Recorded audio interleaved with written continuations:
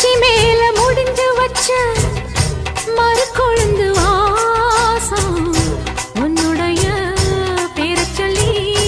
தசம் முழுக்க வீசும் பல்லு மேல செதுக்கு வச்ச கவிதை இந்த நேசம் இப்பிறப்பும் எப்பிறப்பும்